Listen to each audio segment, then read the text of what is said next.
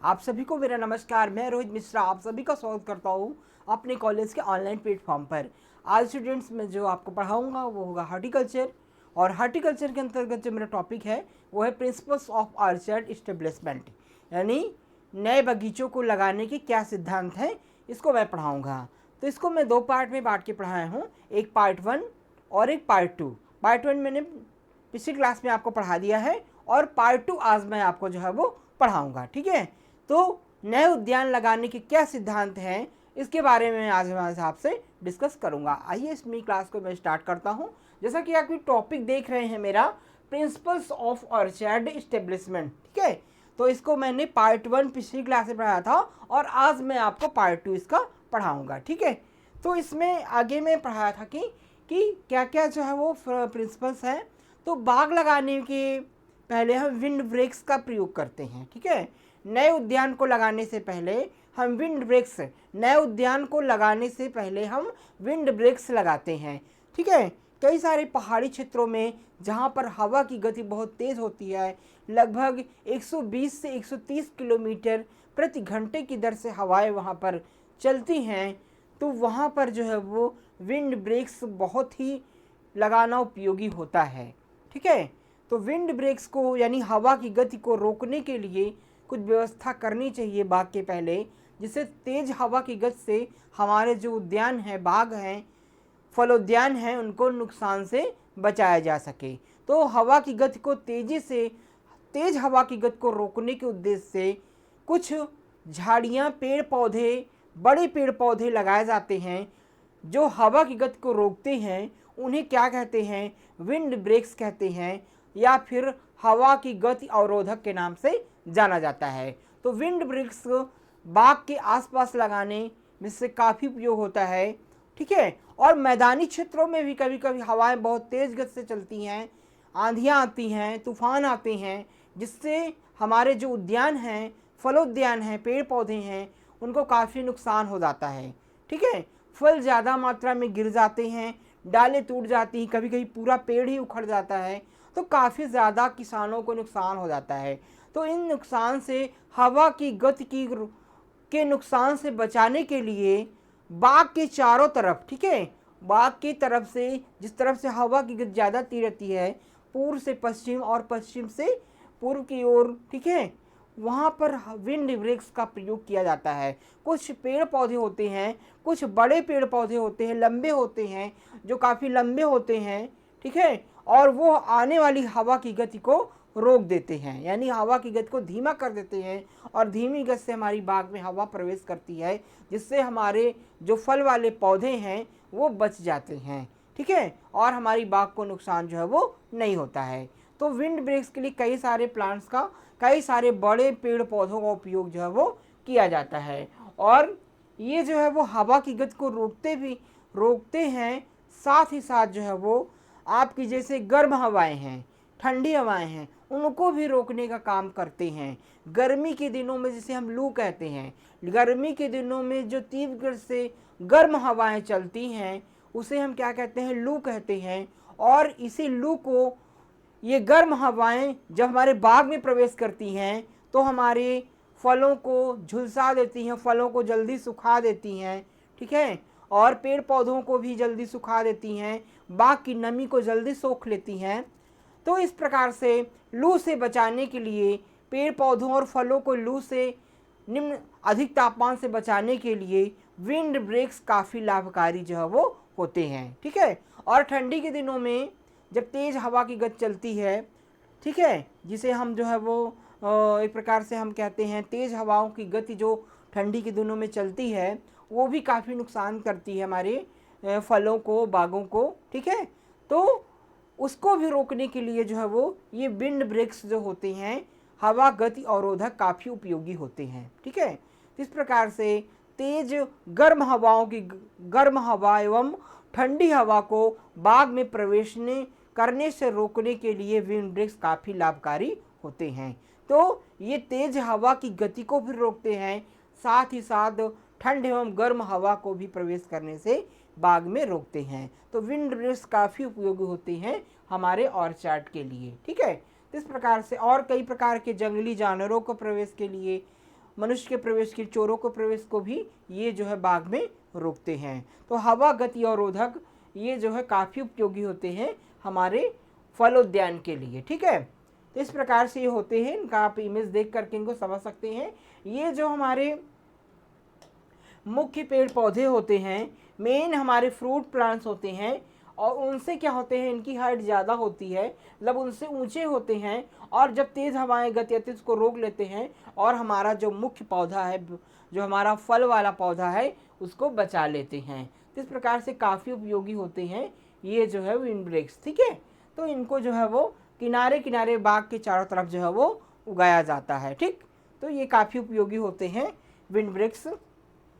और हवा के वेग को कम करता है, इनका क्या काम होता है, हवा की गति के वेग को कम करता है, और मिट्टी की नमी के वाष्पीकरण से होने वाले नुकसान को रोकता है, और ठंडी हवा को रोकता है। ठीक है, तो मैंने जैसा कि बताया था कि जो बाग के अंदर, एक तो सबसे पहला काम क्या है, हवा की गति को ये रोक लेता है। हवा से नुकसान होने को, वो जो हवा से नुकसान होता है बाग में, उसको बचाने का काम करता है। साथ साथ जो है, जो बाग के अंदर नमी होती है, ठीक है, हम सिंचाई करते हैं तो जो बाग की नमी होती है, पेड़ पौधों के आसपास की नमी होती है, उसको भी रक्षित करता है। ठीक है, हवा जब तेज गति से होगी तो वाष्पीकरण तेजी से होगा।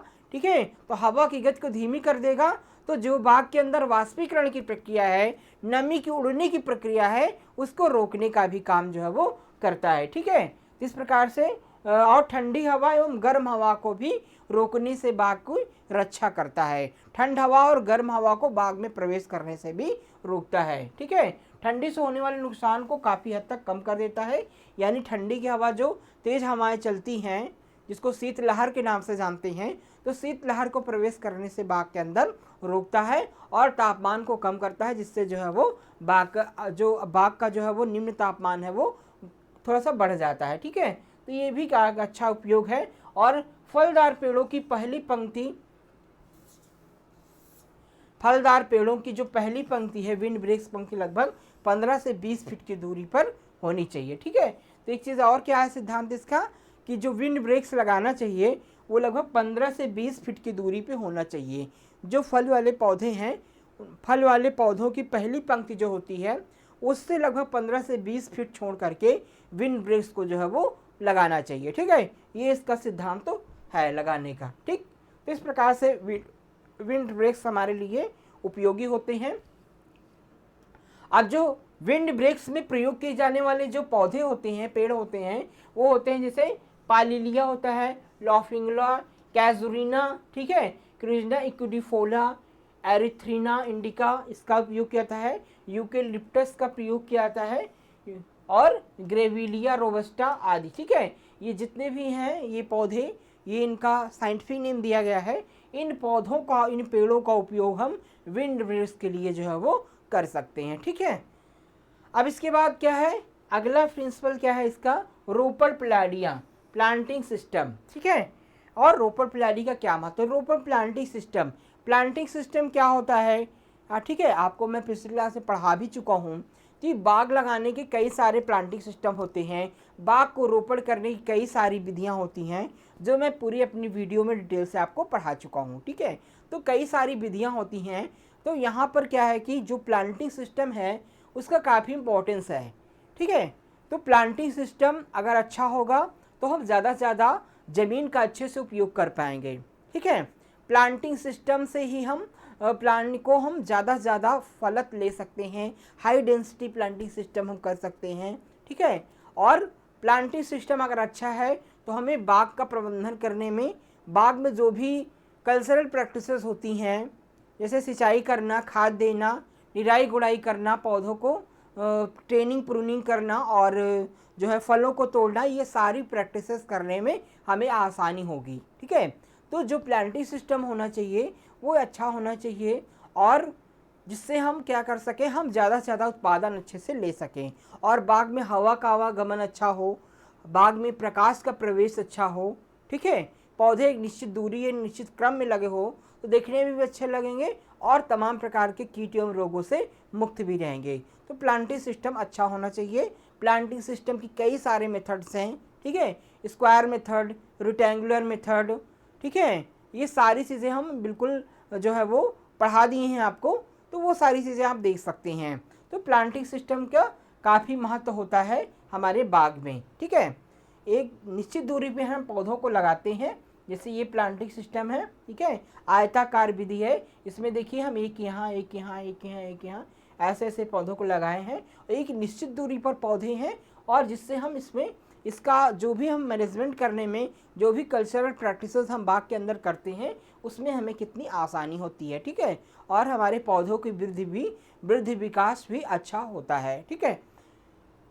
इसके अलावा बागवानी अंतर, ठीक है, बागवानी अंतर फसल सिंचाई, पौध संरक्षण, रासायनों के वृद्धि नियामकों का छिड़काव, कटाई आदि जैसे आसान बगीचे की क्रिया होती है, ठीक है। तो अभी ये चीज़ बताया कि जो इंटर कल्टिवेशन प्रैक्टिसेस हैं, बागवानी में कई सारी जो प्रैक्टिसेस की जाती हैं, सिंचाई करना, खाद देना, ठीक है, दवा का छिड़काव करना, फलों की तोड़ाई करना, ठीक है, और कई सारी चीज़ें हैं कि जैसे आपको ग्रोथ हार्मोन्स देना, पौध संरक्षण करना, इंटर कल्टिवेशन करना, ये सारी चीज़ें आसान हो जाती हैं। कैसे आसान हो जाती हैं? जब एक अच्छा प्लांटिंग सिस्टम होता है, एक अच्छी पौधरोपण की प्रणाली को हम अपनाते हैं। तो इस प्रकार से बाग लगाने, अच्छी पौधरोपण प्रणाली से इन सारी चीज़ों में क्या होती हैं, आसानी हो जाती हैं। और बाग के स्थान का उचित उपयोग होता है। क्या होता है? बाग का जो स्थान होता है, जो बाग का जो खाली स्थान होता है, उसका भी अच्छा उपयोग जो है वो हो जाता है, ठीक है। तो ये सारी चीज़ें काफ़ी बेनिफिशियल होती हैं। बाग के जो स्थान है उसका समुचित उपयोग हम अच्छे से कर सकते हैं। इसके अलावा बाग का उचित पर्यवेक्षण, ठीक है, बाग का उचित पर्यवेक्षण कर सकते हैं, निरीक्षण कर सकते हैं, सुपरविज़न करने में आसानी होती है। जो हमारा ऑर्चर्ड है उसका गुड सुपरविज़न हम कर सकते हैं। तो सुपरविज़न में क्या है, हम पेड़ पौधों की देखरेख अच्छे से कर सकते हैं। कोई कीट तो नहीं लगा है, कोई रोग तो नहीं लगा है, या फिर हमारे जो प्लांट हैं वो किसी वजह से डैमेज तो नहीं हो रहे हैं, ठीक है। तो हम समय समय पर बाग का निरीक्षण करना, पर्यवेक्षण करना बहुत ही आवश्यक होता है। अगर हम सही समय पे बाग का निरीक्षण पर्यवेक्षण कर रहे हैं तो हम बाग को अपने कीटों, रोगों, तमाम प्रकार की बीमारियों से और पशुओं के खाने से, चोरों से हम फलों को कई प्रकार से हम बाग की रक्षा जो है वो कर सकते हैं। तो बाग की देख रेख करना ही बहुत आवश्यक है, और ये तभी संभव है जब अच्छा प्लांटिंग सिस्टम होगा। जब सही तरीके से पौधे लगे होंगे तब उसका हम निरीक्षण आसानी से कर सकेंगे, ठीक है। तो ये चीज़ें इंपॉर्टेंस होती हैं आपके जो है वो प्लांटिंग सिस्टम से।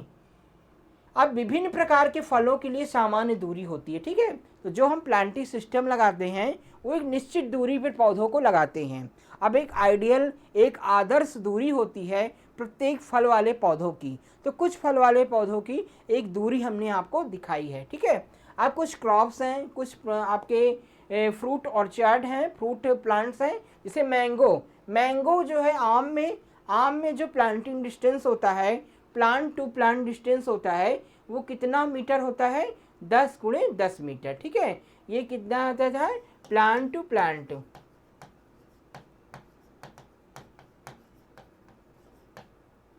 ठीक है। ये प्लांट टू प्लांट जो डिस्टेंस होता है वो 10×10 होता है, यानी 10 मीटर होता है, 10 × 10 मीटर, ठीक है। और स्पोटा में, आपका सपोटा में 8×8, 8×8 मीटर होता है। एसिड जो लाइम होता है, यानी एसिड लाइम की बात करें, या फिर जो है वो नींबू रगी सारे फलों की बात करें, तो उसमें लगभग जो है वो 5×5 या 5×6 होता है, ठीक है। 5×5 मीटर होता है, ठीक है। इसके बाद गुआवा की बात करें, गुआवा यानी अमरूद में जो है वो 5×6 मीटर होता है, ठीक है। पौधे से पौधे की दूरी 5×6 मीटर होती है। और एप्पल में, ठीक है, एप्पल में जो है यानी सेब में 6×8 होता है, ठीक है, 6×8 मीटर होता है। ग्रेप्स में ये दूरी होती है 2×3 मीटर होती है, ठीक है, यानी आपके अंगूर में 2×3 मीटर होती है। पोमग्रेनेट यानी अनार में 6×8 मीटर होती है, ठीक है। अनार के जो पौधे लगते हैं वो 6×8 मीटर पे जो है वो इनकी लंबाई चौड़ाई होती है। 6×8 मीटर की दूरी पे ये जो है वो लगते हैं, ठीक है। तो ये कई सारे प्लांट्स हैं, अभी तो मैंने थोड़ा ही बताया है। बहुत सारे फल वाले पौधे हैं जिनकी दूरी जो है वो एक निश्चित दूरी पे लगाए जाते हैं। इन निश्चित दूरी पे लगाने से क्या मतलब होता है कि पौधों की वृद्धि एवं विकास अच्छे से हो सकती है। पौधे आपस में सड़ते नहीं हैं, पौधों को हवा और प्रकाश उचित मात्रा में प्राप्त होता है, ठीक है, और पौधे अपनी टहनियों को, अपनी शाखाओं को अच्छे से फैला पाते हैं और प्रकाश ग्रहण कर पाते हैं। प्रत्येक पौधे की प्रत्येक डालों को अच्छे से प्रकाश और हवा की प्राप्त हो पाती है, जिससे फलों सब्जियों की वृद्धि अच्छी होती है, कीटों रोगों का प्रकोप बाग में कम होता है और बाग की जितनी भी प्रबंधन की क्रियाएं होती हैं, जितनी भी प्रबंधन क्रियाएं होती हैं उसमें आसानी होती है, ठीक है। इसलिए ये निश्चित दूरी बहुत ही आवश्यक होती है किसी भी पौधे को लगाने से पहले, ठीक है। तो ये चीज़ें होना आवश्यक होती हैं। इसके बाद फिर हम क्रॉपिंग सिस्टम का यही मतलब होता है कि बाग को लगाने का क्या सिस्टम होना चाहिए, ठीक है। जैसे हम कुछ बाग हैं तो जैसे हम क्रॉपिंग सिस्टम है, जैसे छोटे पौधे पपाया ले रहे हैं तो मान लीजिए उसमें हम 2 साल हमने जो है वो पपाया उगाया, उसमें हमने पपीता खेती की, तो हम पपीता खेती चेंज करके कोई अन्य खेती करें, ठीक है, कोई अन्य फ्रूट प्लांट्स ही करें। हमने केला उगाया तो उस खेत में हम 2 साल लगातार अगर केला लिए हैं, तीसरे साल हम कोई दूसरी फसल ले लें, ठीक है। तो क्रॉपिंग सिस्टम हमारा इस प्रकार से होना चाहिए, ठीक है। कुछ छोटे फल वाले हैं जैसे हम ग्रेप्स में, पपाया में और बनाना में इसमें चेंज कर सकते हैं। जो बड़े प्लांट्स हैं जो उसमें हैं तो वो चीज़ें इसमें नहीं हो पाती हैं। तो इस प्रकार से हमें क्रॉपिंग सिस्टम जो है वो चेंज करते रहना चाहिए, जिससे रोग एवं कीट का प्रकोप कम होता है, ठीक है। तो नेचुरल अपने अकॉर्डिंग क्रॉपिंग सिस्टम हम ले सकते हैं। अब इसके बाद प्लांटिंग डिस्टेंस की बात करें, रोपण दूरी, ठीक है। तो प्लांटिंग डिस्टेंस का कहना है कि प्लांटिंग निश्चित दूरी, अभी हमने आपको बताया कि एक निश्चित क्रम में निश्चित दूरी पे ही पेड़ पौधों को लगाना चाहिए, जिससे हम ज़मीन का सदुपयोग कर सकें और तमाम प्रकार की जो कल्चरल प्रैक्टिसेस हैं बाग में उसको आसानी से कर सकें, ठीक है। तो निश्चित दूरी पे हम प्लांट को रोपित कर सकते हैं। पौधों को सामान्य विकास के लिए, तो निश्चित दूरी से क्या होता है, पौधे के सामान्य विकास के लिए पर्याप्त स्थान प्रदान करना।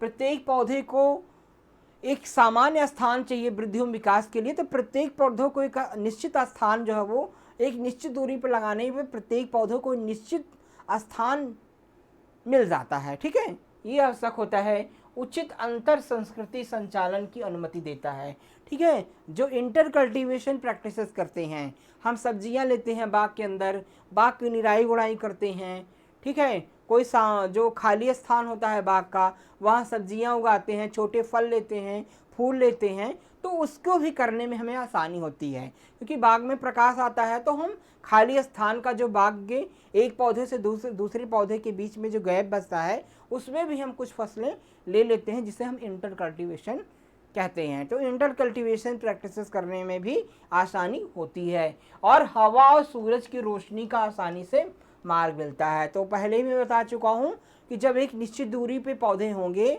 तो उसमें हवा का आवागमन, प्रकाश का आवागमन संचित होगा, जिससे प्रत्येक पौधों की वृद्धि विकास अच्छा होगा, फ्लावरिंग अच्छी होगी, फ्रूटिंग अच्छी होगी, जिससे हमको उत्पादन जो है वो अच्छा प्राप्त होगा। साथ ही साथ कीट एवं रोगों का प्रकोप बाग में कम होगा, ठीक है। जब सही मात्रा में हवा जाएगी, प्रकाश जाएगा, तो कई प्रकार के रोग स्वतः नष्ट हो जाएंगे, जिससे जो है वो पैथोजेंस अच्छे से ग्रो नहीं कर पाएंगे, जिससे रोग कम फैलेगा, बाग में रोग फैलने की संभावना कम हो जाएगी, ठीक है। तो इस प्रकार से हमारे रोगों से फसल को हम बचा सकेंगे। उचित रख रखाव का बाग की स्वच्छता, ठीक है, हम उचित रख रखाव कर सकेंगे, बाग की अच्छे से सफाई कर सकेंगे, ठीक है।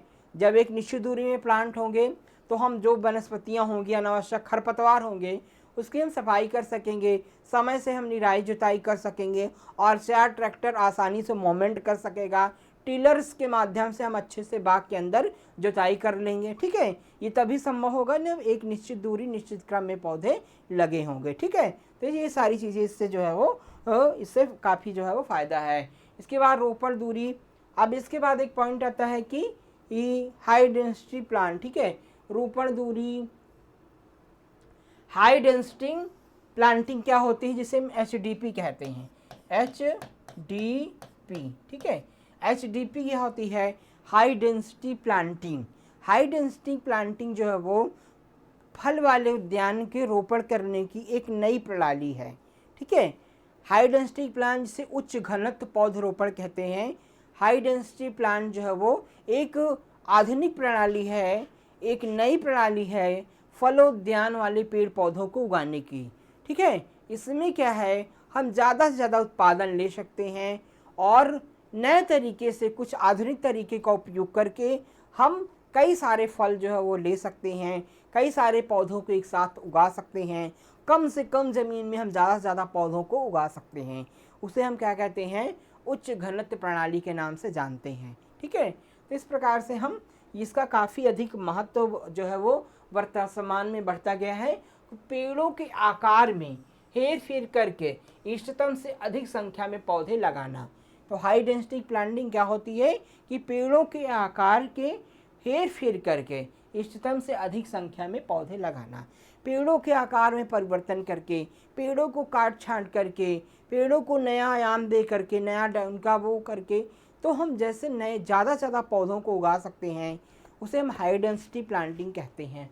ठीक है, 1960 के अंत में यूरोप में शीतोष्ण फलों के लिए अग्रणी थी। ठीक है, 1960 के अंत में शीतोष्ण फलों के लिए अग्रणी थी। ठीक है, इसका जो विकास हुआ था यूरोप में सबसे पहले हुआ था।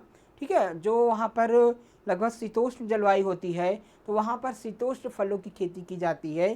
तो शीतोष्ण फलों में ये प्रमुख रूप से प्रयोग की गई थी। ठीक है, और भारत में अनानास, केला, आम, सेब और खट्टे फल के लिए, भारत में अनानास, केला, आम, सेब और खट्टे फल इसमें प्रयोग की जा रही है। इसमें ये सारे जो हमारे फल वाले पौधे हैं, इसमें हाई डेंसिटी प्लांटिंग के माध्यम से ज़्यादा उत्पादन लिया जा रहा है। इसमें हाई डेंसिटी प्लांटिंग करके पौधों को देखा गया और हाई डेंसिटी प्लांटिंग से पौधों के आकार में परिवर्तन करके, प्रूनिंग ट्रेनिंग करके उनसे ज़्यादा से ज़्यादा प्रोडक्शन जो है वो लिया जा रहा है। ठीक है, तो इस प्रकार से ये काफ़ी इम्पोर्टेंट विधि है जिसका उपयोग धीरे धीरे बढ़ रहा है। अब इसके बाद इसके लाभ क्या होते हैं, तो जैसे आप इमेज में देख रहे हैं ना, सरल सी भाषा में मैं हाई डेंसिटी प्लांटिंग आपको समझाता हूँ कि जैसे मान लीजिए ये कोई उद्यान है। अब इसमें क्या होता है, पौधों को एक निश्चित क्रम में, निश्चित दूरी में लगाया जाता है। तो हाई डेंसिटी प्लांटिंग में क्या किया जाता है कि जो खाली स्थान होता है उसमें भी पौधों को जो फल वाले पौधे होते हैं वो कोई निश्चित शेप एंड साइज कटाई छटाई करके उनको एक निश्चित आकार दे दिया जाता है, तो वो स्थान कम लेते हैं और उसमें ज़्यादा से ज़्यादा पौधों को रोपित करें। ठीक है, दो पौधों के बीच में जो दूरी होती है उसमें कुछ पौधों को उगा दिया जाता है। जैसे बड़े पौधे हैं तो कुछ छोटे पौधों को लगा दिया जाता है बीच बीच में। ठीक है, जैसे आम है तो आम के बीच में हम नींबू का पौधा लगा देते हैं, नींबू का पौधा कम हो करौंदा लगा देते हैं, कटहल का पौधा लगा देते हैं, या फिर अन्य कोई फल वाले पौधे जो छोटे होते हैं अनानास के लगा देते हैं, तो हम उससे भी उत्पादन ले सकते हैं। ठीक है, तो बड़े वाले पौधों से तो हमें उत्पादन मिल ही रहा है, साथ साथ छोटे पौधों से भी हम कुछ ना कुछ उत्पादन ले रहे हैं। तो इस प्रकार से इसे हम क्या कहेंगे, हाई डेंसिटी प्लांटिंग के। हाई डेंसिटी प्लांटिंग से हम ज़मीन का ज़्यादा से ज़्यादा उपयोग करते हैं और ज़्यादा से ज़्यादा उत्पादन जो है वो प्राप्त कर सकते हैं। ठीक है, बस इसमें कुछ तकनीक की आवश्यकता होती है, कुछ टेक्निक की आवश्यकता जो है वो होती है। ठीक है, तो इस प्रकार से हम हाई डेंसिटी प्लांटिंग कर सकते हैं, या फिर जो भी पेड़ पौधे हैं उसको एक निश्चित आकार दे करके, काट छांट करके हम ज़्यादा से ज़्यादा पौधे उसमें ले सकें। ठीक है, तो इस प्रकार से ये इसके काफ़ी सारे बेनिफिट होते हैं। अब देखते हैं कि इसमें और सारे बेनिफिट क्या होते हैं। समय से पहले फल लगने की संभावना को बढ़ाता है, उपज को बढ़ाता है, फलों की गुणवत्ता में सुधार करता है। ठीक है, यानी इसमें क्या होता है कि फलों की गुणवत्ता में सुधार करता है, समय से पहले फलत आ जाती है, और जो चीज़ें हैं कि उपज बढ़ाता है। ठीक है, उपज क्यों नहीं बढ़ी, जब हाई डेंसिटी प्लांटिंग होगी, ज़्यादा प्रोडक्शन होगा तो उपज में वृद्धि होगी और जो फल की गुणवत्ता होगी वो भी क्या होगी, अच्छी होगी। ये कहना है इनका। इसके बाद श्रम लागत को कम करता है। ठीक है, यानी लेबर कास्ट को कम करता है। मतलब हाई डेंसिटी प्लांटिंग में लेबर अच्छे से काम कर लेंगे, कम दूरी में ज़्यादा से ज़्यादा क्षेत्रफल को कवर कर लेंगे। इस प्रकार से श्रम लागत को कम करता है, यानी श्रम की आवश्यकता कम पड़ती है, साथ साथ जिसके परिणाम स्वरूप उत्पादन की लागत कम होती है। ठीक है, इसमें लेबर कॉस्ट कम पड़ती है। लेबर कॉस्ट कम क्यों पड़ती है, क्योंकि हाई डेंसिटी प्लांटिंग होती है, पेड़ निश्चित क्रम में निश्चित दूरी पे होते हैं, तो लेबर अच्छे से काम कर लेते हैं। जो दूर दूर पौधे लगे होते हैं उसके मैनेजमेंट करने में ज़्यादा वक्त लग जाता है, लेबर कॉस्ट बढ़ जाती है। और कम क्षेत्रफल में जो होते हैं हाई डेंसिटी प्लांट होते हैं, घनत्व उचित घनत्व वाले होते हैं, उसकी कटाई छटाई और फलों की तोड़ाई, दवा छिड़कने में जल्दी हो जाती है, एक साथ काफ़ी सारे पौधों को कवर कर लेते हैं। तो इस प्रकार से श्रम लागत में कमी आ जाती है और फलों की फसल के उत्पादन के मशीनीकरण को सक्षम बनाता है। ठीक है, एक लाभ ये भी है कि ये जो है वो मशीनीकरण मैकेनाइजेशन को बढ़ावा देता है। कई सारी हम मशीनों को अच्छे से इसमें हम उपयोग कर सकते हैं। ठीक है, और उर्वरकों, पानी, सौर विकिरण, कवकनाशी, खरपतवारनाशी, कीटनाशकों के अधिक कुशल उपयोग की सुविधा देता है। ठीक है, तो ये भी है कि जो भी हम फर्टिलाइजर्स दे रहे हैं, इरिगेशन वाटर दे रहे हैं और सोलर एनर्जी, सोलर जो सौर विकिरण से जो ऊर्जा प्राप्त हो रही है, फंजीसाइड का उपयोग कर रहे हैं, वीडीसाइड का उपयोग कर, इंसेक्टिसाइड, तो जितनी भी हम चीज़ों का यूज़ कर रहे हैं पौधों की वृद्धि एवं विकास के लिए और प्लांट प्रोटेक्शन के लिए, वो चीज़ें आसानी से इसमें हो सकती हैं। यानी कम समय में हम अच्छे से इसकी सिंचाई कर सकते हैं, खाद दवा दे सकते हैं, इंसेक्टिसाइड, पेस्टिसाइड, फंजीसाइड का उपयोग, वीडीसाइड अच्छे से कर सकते हैं। तो ये सारी चीज़ें हमें क्या होती हैं, आसान हो जाती हैं। तो एचडीपी से ये सारे बेनिफिट हैं, इसके ये सारे जो है वो लाभ होते हैं। ठीक है, अब इसके बाद इसमें एक प्रक्रिया होती है गड्ढा खोदना। ठीक है, गड्ढा खोदना, इसको हम डिगिंग ऑफ पिट्स के नाम से जानते हैं। तो गड्ढा खोदने के बाद यानी डिगिंग ऑफ पिट्स क्या होता है, तो बाग लगाने के पहले हम, ठीक है, जो गड्ढा खोदना है प्रक्रिया होती है, ये बाग लगाने के पहले की जाती है।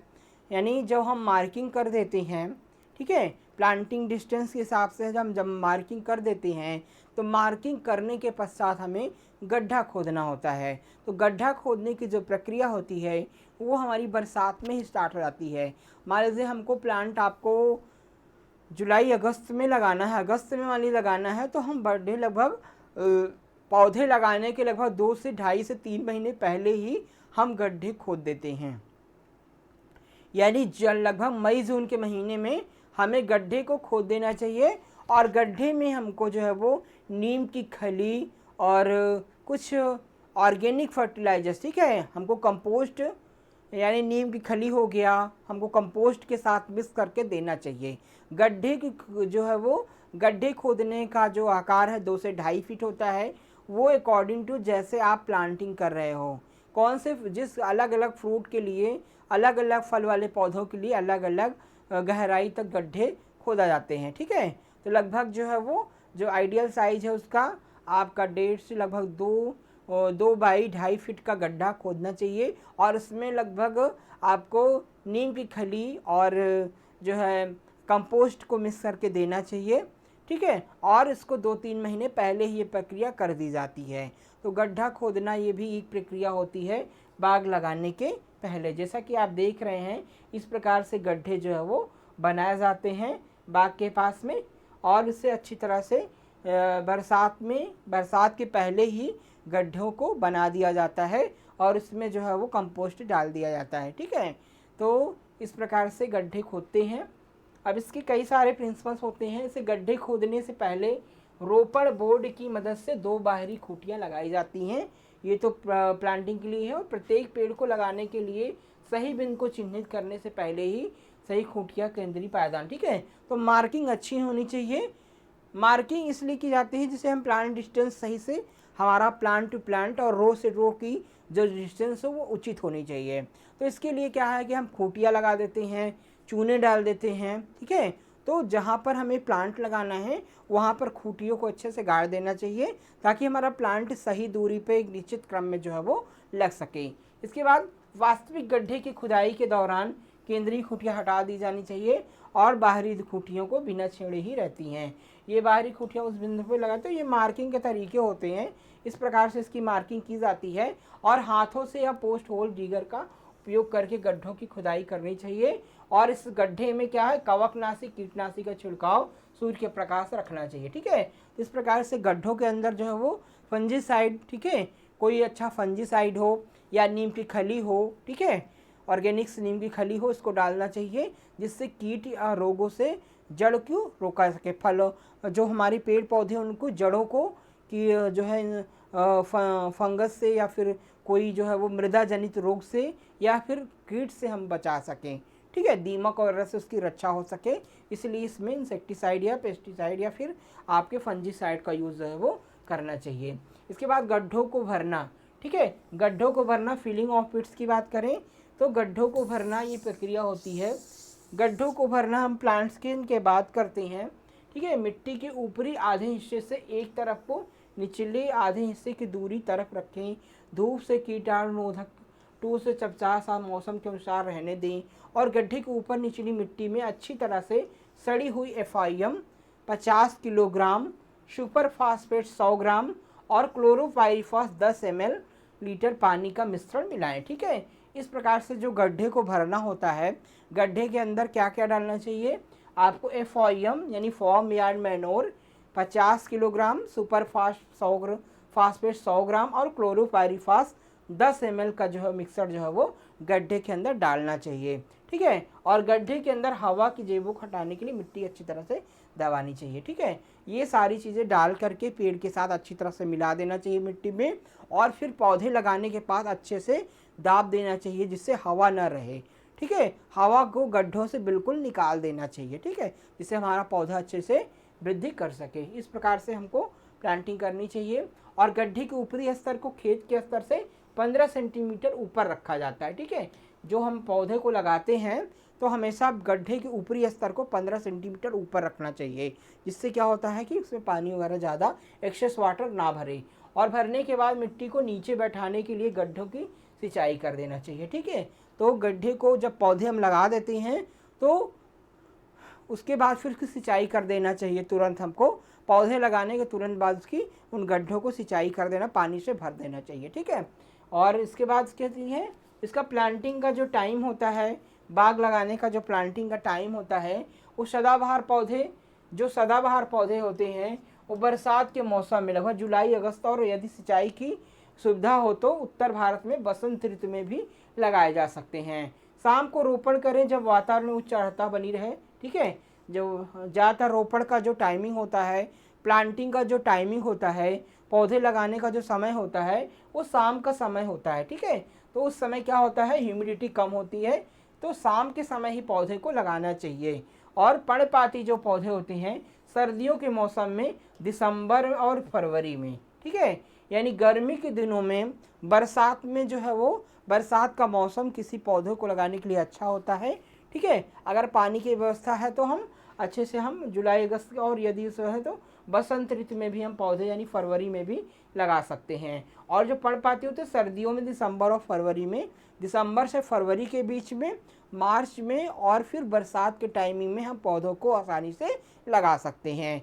ये प्रॉपर टाइम होता है। रोपण के तुरंत बाद सिंचाई करनी चाहिए। रोपण जो पौधे हम लगाते हैं उसको तुरंत बाद जो है पौधे की सिंचाई जो है वो कर देनी चाहिए। तो इस प्रकार से ये सारे मेथड्स हैं पौधों को लगाने के बाद। अब नई फसल की रोपाई से सहारा देना चाहिए। जो पौधे हम नए तरीके से लगाते हैं, अगर नए पौधे हल्के हैं तो उनको सहारा देने की आवश्यकता होती है। किसी बांस की डंडियों से हम उसको सहारा हमको देना चाहिए, जिससे तेज़ हवा चलती है तो पौधे गिर ना सकें और आसानी से वृद्धि कर सकें। इस प्रकार से उनको सहारा देने की आवश्यकता होती है। मान लीजिए नए पौधे हैं, हल्के हैं, तो उनको हमको सहारा देने की आवश्यकता होती है। अगर हल्के नहीं हैं, टूटने का डर नहीं है, तो उसे हम सहारा देने की कोई ज़रूरत नहीं होती है। हल्के पौधे होते हैं, लंबे होते हैं, तो उन्हें सहारा देना चाहिए कि हवा की गति से वो गिर ना सकें, ठीक है। तो ये भी प्रक्रिया जो है वो बाग में सपोर्टिंग की प्रक्रिया की जाती है। इसके बाद प्रोटेक्शन ऑफ यंग प्लांट, ठीक है। जो हमारे यंग प्लांट्स हैं उनको प्रोटेक्शन करना चाहिए। जो हमारे नए नए पौधे हैं उनको रोगों एवं कीटों से बचाने के लिए हमको सही प्रबंधन करना चाहिए। हमको बाग का सही से समय पे निरीक्षण करते रहना चाहिए। और अगर किसी कीट का प्रकोप, ठीक है, क्योंकि बाग लगाने के बाद कई सारे कीटों का प्रकोप होता है। कहीं पत्ती खाने वाले कीट, कहीं पत्ती को रस चूसने वाले, तना छेदक कीट, ठीक है, जड़ों को काटने वाले कीट हो, ठीक है, दीमक वगैरह कई सारे कीटों का प्रकोप होने का संभावना रहती है। तो सही समय पे बाग का निरीक्षण करना चाहिए। अगर कीटों का प्रकोप है तो उचित इंसेक्टिसाइड का प्रयोग करके, कीटनाशी का प्रयोग करके इन कीटों को नष्ट कर देना चाहिए। और यदि रोग का प्रकोप है, कई सारे जो है वो नर्सरी वाले नए फलों में, नए जो है फलों वाले पौधे में रोग का प्रकोप होता है, ठीक है, जैसे आपका लीफ स्पॉट्स होते हैं और तमाम प्रकार के मृदा जनित रोग होते हैं, डैम्पिंग ऑफ डिजीज़ होते हैं, ठीक है। और तो इस प्रकार से रोगों की बचत के लिए, कई प्रकार के विकारों से बचाने के लिए हमको सही फंजीसाइड का यूज़ करना चाहिए और तुरंत उसको जो है वो उसको तुरंत नष्ट करना चाहिए। रोग के प्रबंधन तुरंत फंजीसाइड का उपयोग करना चाहिए, तुरंत हमको रोगाणुनाशक का प्रयोग करना चाहिए, जिससे हम अपने जो है वो पौधे को बचा सकें। ठीक है, इस प्रकार से प्लांट प्रोटेक्शन को ध्यान में रख करके हमको कार्य करना चाहिए, उसको समय समय पर निरीक्षण करते रहना चाहिए। ठीक है, और उसके पौधों को ढककर तमाम प्रकार के और मेथड से सहारा प्रदान करना चाहिए, पौधों को पाले से बचाना चाहिए और तमाम प्रकार की हवा की तेज गति से रोकना चाहिए और सूरज की पर्याप्त रोशनी की व्यवस्था करनी चाहिए। छप्पर, सूखी घास या पॉलीथीन सीट सर्दियों के महीनों ठंड और गर्मियों से तेज हवाओं से बचाना चाहिए। ठीक है, कई प्रकार के छप्पर या बनाना, पॉलीथीन की सीट बनाना, ठीक है, पुआल वगैरह से छप्पर बना करके पौधों को ढकना चाहिए कि जिससे तेज हवाओं से जो लू चलती है, गर्म हवाएं होती हैं, उससे बचाया जा सके। शीतलहर जो ठंडी हवाएं होती हैं, उन सभी से पौधों को बचाना चाहिए। ठीक है, जिससे हमारे जो नए पौधे होते हैं बिल्कुल हल्के होते हैं, तो उन पे ठंड या गर्म हवा का प्रभाव कम हो सके। ठीक है, तो पाले से बचाना चाहिए उनको। ठीक है, गर्म मौसम में बार बार 7 दिनों के अंतराल पर सिंचाई करनी चाहिए। जब हम नए पौधे लगाते हैं, नए बाग को लगाते हैं, तो गर्मी के दिनों में उसको बार बार हमको सिंचाई करने की आवश्यकता होती है। तो लगभग हम 3 से 4 दिन में या फिर 1 हफ्ते के अंदर हमको सिंचाई जो है वो करते रहना चाहिए। ठीक है, जिससे पौधों को नष्ट होने से हम बचा सकें। तो ये सारी प्रैक्टिसेस जो है वो की जाती हैं नए बाग को लगाने के पश्चात। इसके अलावा पौधे के बेसिन की नियमित निराई करें। पौधों के जो बेसिन है, जो उनके थाले हैं, उसमें किसी प्रकार के खरपतवार ना उगें। समय समय पर जो खरपतवार हैं उसको निकालते रहना चाहिए, उनकी निराई गुड़ाई करते रहना चाहिए। तनों को सफ़ेद रंग से धोना, कागज़ बोरी लपेटना, बायोफंजीसाइड। ठीक है, तो तनों के जैसे है कि तनों में जो तमाम प्रकार से जो है वो क्लोरोफाइरीफॉस और चूना मिला करके उसमें पेंट कर देना चाहिए, जिसे दीमक से बचाया जा सके। तो दीमक से रक्षा करनी चाहिए, तमाम प्रकार से बीमारियों से उनको बचाना चाहिए। ठीक है, अगर तेज़ हवाएं हैं या गर्म हवाएं हैं तो उनसे भी उनका बचाना चाहिए। तो कई प्रकार के जितने भी इस प्रकार से नए जो हमारे नए प्लांट्स को जब हम लगाते हैं बाग में, तो उनकी सही देख रेख करना चाहिए। ठीक है, उनको जो है वो रोग एवं कीट से, सिंचाई से, हर प्रकार से जो है वो देख रेख की आवश्यकता होती है। और पौधों को जब हम शुरुआत में अच्छे से जब नए पौधों की हम देख रेख अच्छे से कर लेते हैं तो उनकी वृद्धि जो है वो सही हो जाती है। उचित प्रबंधन से हम पौधों को अच्छे से जो है वो सही से विकसित कर सकते हैं, उनकी ग्रोथ अच्छी कर सकते हैं और पौधे जब जल्दी तैयार हो जाएंगे तो फल भी देने लगेंगे, तो हमारा नया बाग अच्छे से तैयार हो जाएगा। तो सही प्रबंधन की प्रक्रिया को अपना करके हम नए बाग को सक्सेसफुली ग्रो कर सकते हैं और अच्छा मुनाफा जो है उससे प्राप्त कर सकते हैं। तो इस प्रकार से ये हमारी क्लास ख़त्म होती है आज। ये जितने भी आपके नए बाग को लगाने के प्रिंसिपल्स थे, नए बाग को लगाने के सिद्धांत थे, ये मैंने आपको जो है वो पढ़ा दिया। तो नेक्स्ट क्लास में हमारे नए टॉपिक के साथ आपसे फिर मिलेंगे। बिल्कुल हमारे साथ जुड़े रहिए और हमारे चैनल को ज़्यादा से ज़्यादा शेयर करें और सब्सक्राइब करें। ठीक है, आपको नियमित रूप से सारी क्लासेस हमारी ऑनलाइन जो है वो मिलती रहेंगी। आप सभी का बहुत बहुत धन्यवाद।